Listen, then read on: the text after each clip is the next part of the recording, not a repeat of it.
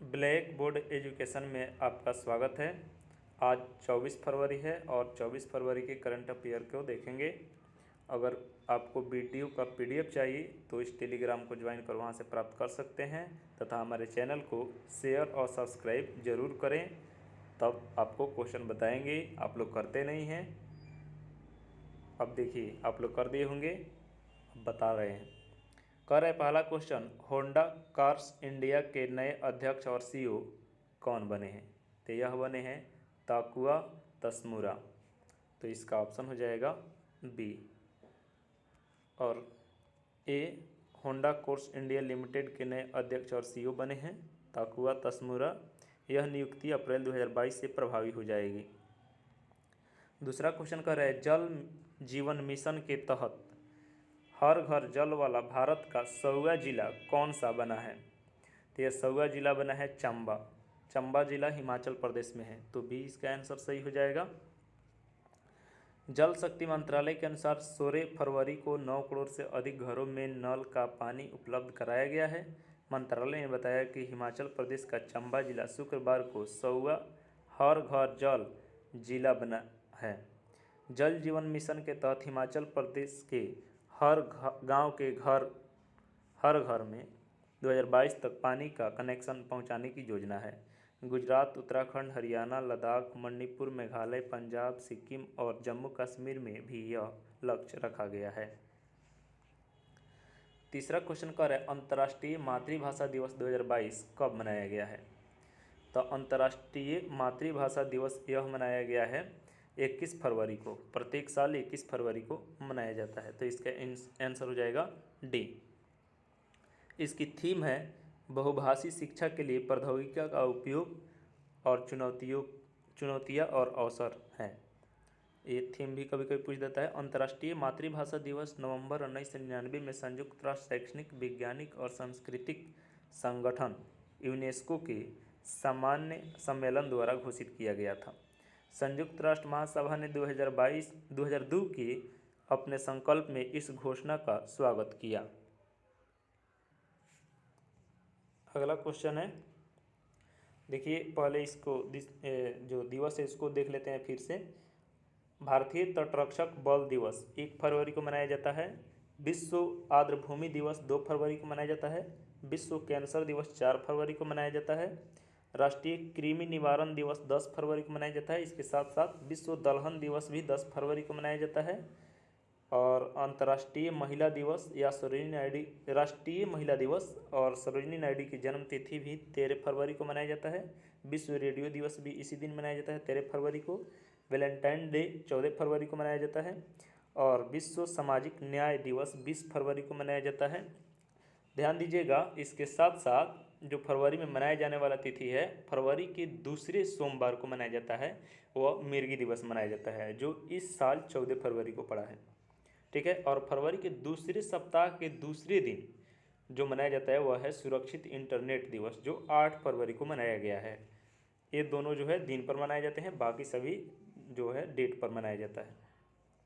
चौथा क्वेश्चन है, फसल बीमा पॉलिसियों को वितरित करने के लिए प्रधानमंत्री फसल बीमा योजना के तहत मेरी पॉलिसी मेरे हाथ अभियान को किसने शुरू किया है?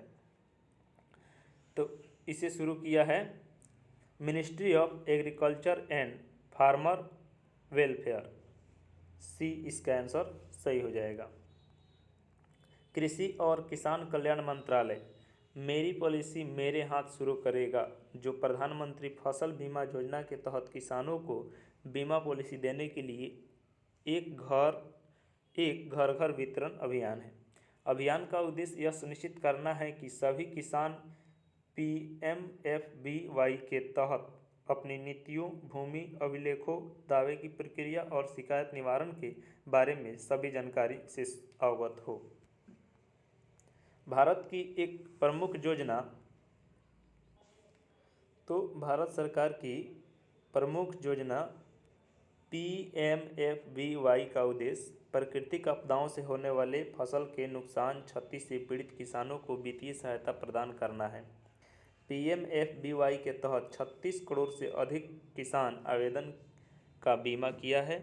4 फरवरी 2022 तक इस योजना के तहत 1,07,059 करोड़ रुपये से अधिक के दावे का भुगतान किया जा चुका है। पांचवा क्वेश्चन है, 20 फरवरी 2022 को मिजोरम और अरुणाचल प्रदेश ने अपना कौन सा स्थापना दिवस मनाया है? तो यह 36वां स्थापना दिवस मनाया है। डी इसका आंसर हो जाएगा। 20 फरवरी 1987 को मिजोरम और अरुणाचल प्रदेश को राज्य का दर्जा दिया गया था। इसके साथ 30 मई 1987 को, उसी साल 30 मई को गोवा को राज्य की स्थापना की गई थी। 21 फरवरी 1972 को मेघालय, मणिपुर और त्रिपुरा को राज्य बनाया गया था। तो 20 फरवरी की इसकी स्थापना दिवस है और यह इस साल 36वां स्थापना दिवस है अरुणाचल प्रदेश और मिजोरम का। उत्तरी राज्य मिजोरम और अरुणाचल प्रदेश 1987 से 20 फरवरी को अपना स्थापना दिवस मनाते हैं। 20 फरवरी 2022 को मिजोरम और अरुणाचल प्रदेश ने अपना 36वां स्थापना दिवस मनाया है। अरुणाचल प्रदेश देश का चरम उत्तरी भाग है, जिसे उगते सूरज की भूमि के रूप में जाना जाता है। हिमालय के किनारे पर स्थित राज्य को भोर और प्रज्वलित पहाड़ों की भूमि कहा जाने पर गर्व है। अरुणाचल प्रदेश भारत का 24वां राज्य बना है। मिजोरम को 72 में पूर्वोत्तर क्षेत्र अधिनियम 1971 के तहत एक अलग केंद्र शासित प्रदेश घोषित किया गया था। भारतीय संविधान 1986 में 53वें संशोधन के बाद भारत का 23वां राज्य बना। मिजोरम साथ ही अरुणाचल प्रदेश राज्य 20 फरवरी 1987 को अस्तित्व में आया। छठा क्वेश्चन कह रहा है, हुरून इंडिया वेल्थ द्वारा प्रकाशित की गई रिपोर्ट के अनुसार 2021 में कोरोना महामारी के दौरान भारत में करोड़पति परिवारों की संख्या में कितने प्रतिशत वृद्धि हुई है? तो यह वृद्धि हुई है 11%। बी इसका आंसर हो जाएगा। कम से कम INR 7 करोड़ की कुल संपत्ति वाले परिवार को डॉलर करोड़पति घर कहा जाता है। रिपोर्ट में अनुमान लगाया गया है कि देश में डॉलर करोड़पति परिवारों की संख्या अगले 5 वर्ष में 30% से बढ़कर 2026 में 6 लाख घरों तक पहुंच जाएगी। नवीनतम हुरून इंडिया वेल्थ रिपोर्ट 2021 के अनुसार भारत में डॉलर करोड़पति परिवारों की संख्या 2020 की तुलना में 2021 में 11% से बढ़कर 4,58,000 घरों में पहुंच गई है। 7वां क्वेश्चन है, रक्षा प्रदर्शनी 2022 का आयोजन कहाँ किया जाएगा? तो यह गांधीनगर गुजरात में किया जाएगा। ये इसका आंसर सही होगा। रक्षा प्रदर्शनी 2022 भारत की द्विवर्षीय प्रमुख रक्षा प्रदर्शनी मार्च के महीने में गुजरात के गांधीनगर में आयोजित की जाएगी। 8वां क्वेश्चन है, Dada Saheb Phalke international film festival award 2022 कार्यक्रम का आयोजन कहाँ हुआ है? तो यह कार्यक्रम मुंबई महाराष्ट्र होगा। तो बी इसका आंसर सही हो जाएगा। Dada Saheb Phalke international film festival award 2022 प्रतिष्ठित समारोह 20 फरवरी को आयोजित किया गया था। यह कार्यक्रम मुंबई में आयोजित किया गया था और पिछले साल सर्वश्रेष्ठ प्रदर्शन को इस बार के आयोजन में शामिल किया गया। सर्वश्रेष्ठ फिल्म, सर्वश्रेष्ठ अभिनेता, सर्वश्रेष्ठ अभिनेत्री, सर्वश्रेष्ठ सहायक भूमिका और सर्वश्रेष्ठ नकारात्मक भूमिका भारतीय फिल्म बिरादरी के व्यक्तियों को दिए गए अन्य किताबों में से एक थे। 9वां क्वेश्चन कह रहा है, हाल ही में ए हिस्ट्री ऑफ श्रीनिकेतन नामक पुस्तक किसने लिखा है? तो इसे उमा दास गुप्ता ने लिखा है। तो ए इसका आंसर सही होगा। ए हिस्ट्री ऑफ श्रीनिकेतन रविन्द्रनाथ टैगोर की पायनियरिक वर्क इन रूरल कंस्ट्रक्शन नामक पुस्तक उमा दास गुप्ता द्वारा लिखी गई है और नियोगी बुक्स पेपर मिसाइल के तहत प्रकाशित हुई है। पुस्तक में नोबेल पुरस्कार विजेता रविन्द्रनाथ टैगोर को ग्राम पुनर्निर्माण के काम में श्रीनिकेतन की स्थापना की गई, जो 1922 में शांति निकेतन में उसे विश्व भारती अंतर्राष्ट्रीय विश्वविद्यालय का एक विंग है, जिसे एक विश्वविद्यालय शहर के रूप में भी जाना जाता है। यह पश्चिम बंगाल में स्थित है। 10वां क्वेश्चन है, हाल ही में भारत की सबसे भरोसेमंद सार्वजनिक क्षेत्र की कंपनी का पुरस्कार किसे मिला है? तो यह कोल इंडिया को मिला है। बी इसका आंसर सही हो जाएगा। भारत सरकार की महारत्न कंपनी कोल इंडिया लिमिटेड को भारत की सबसे भरोसेमंद सार्वजनिक क्षेत्र की कंपनी के पुरस्कार से नवाजा गया है।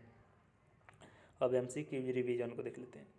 भारत के एकीकृत भुगतान इंटरफेस को अपनाने वाला विश्व का पहला देश कौन सा बना है? तो यह नेपाल बना है।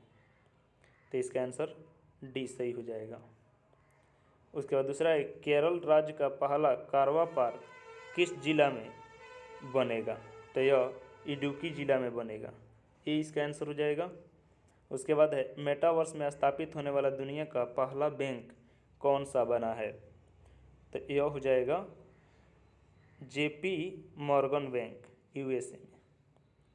तो ये इसका आंसर होगा। उसके बाद है, संयुक्त सामरिक एयरलिफ्ट द्विपक्षीय अभ्यास को कुप साउथ 22 किन दो देशों के बीच वायुसेना के बीच आयोजित किया जाएगा? तो यह अमेरिका और बांग्लादेश हो जाएगा।